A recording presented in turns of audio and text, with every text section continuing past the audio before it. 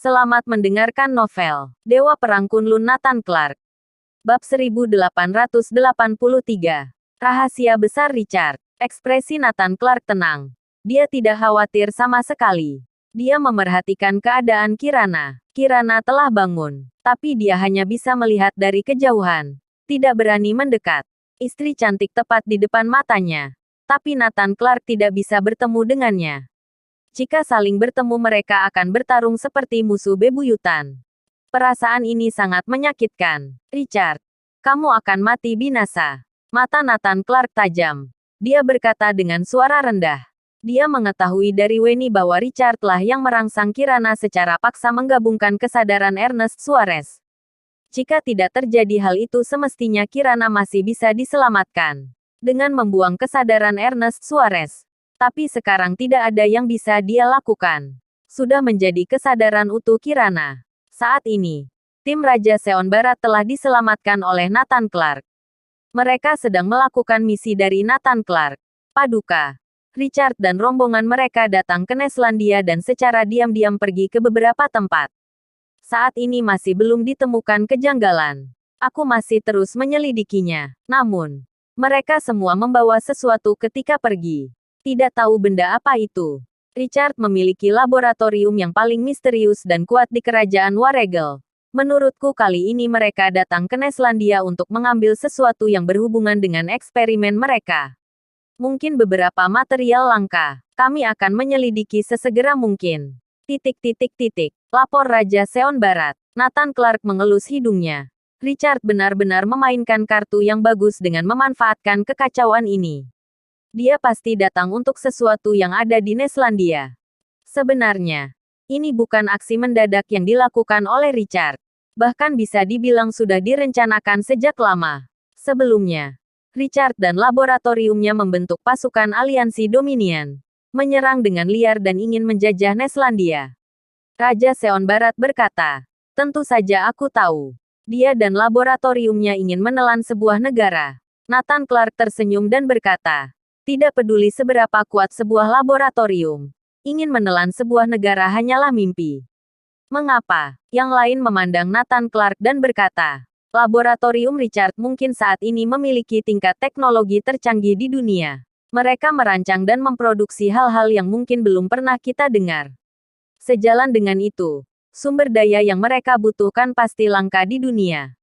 Aku menduga alasan mereka membentuk aliansi Dominion untuk menyerang Neslandia dengan membabi buta. Mungkin karena mereka ingin mendapatkan suatu sumber daya dari Neslandia.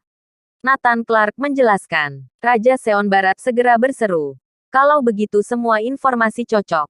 Mereka tidak pernah menyerah. Kali ini, Richard menemukan peluang bagus dan membentuk pasukan internasional. Mengambil kesempatan untuk memasuki Neslandia dan mengambil sumber daya yang mereka inginkan. Yang lain ikut mengangguk. Dengan begitu, Richard datang ke Neslandia untuk mengambil sesuatu yang sudah direncanakan sejak awal.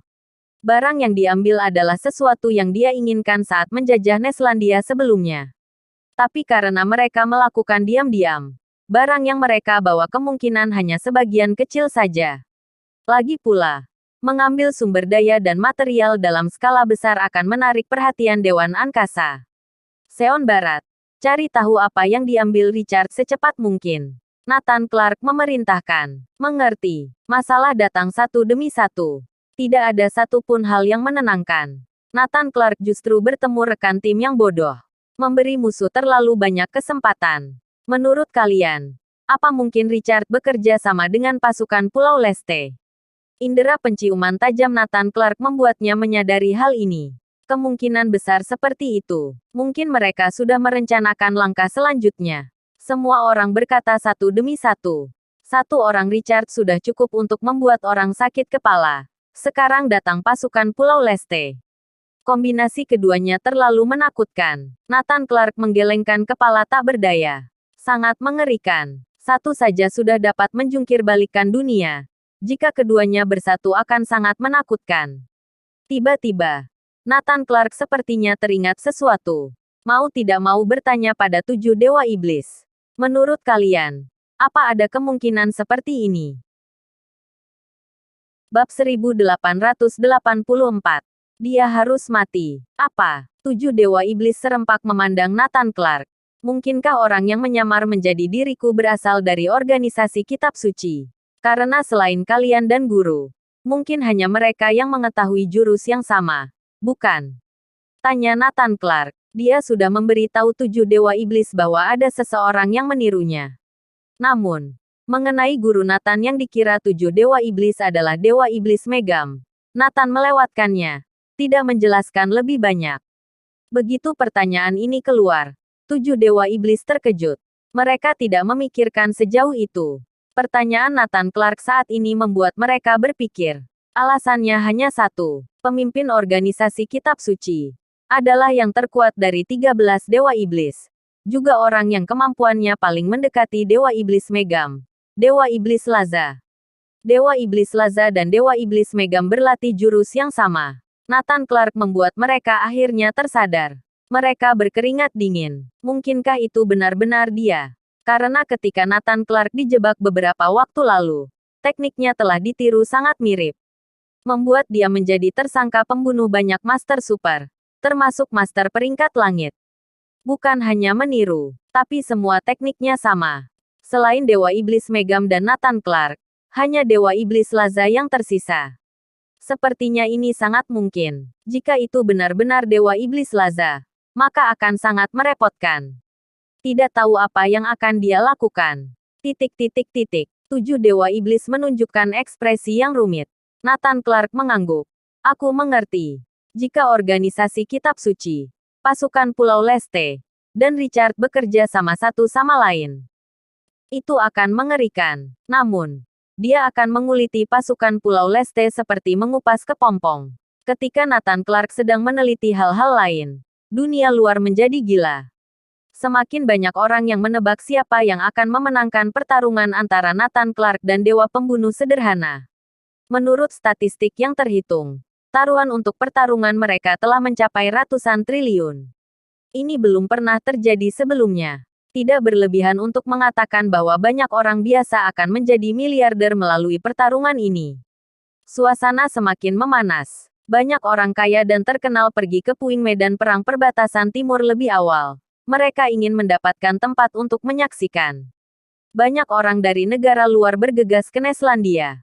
Dewa Pembunuh Sederhana menambah satu permintaan. Pertarungan ini antara dia dan Nathan Clark.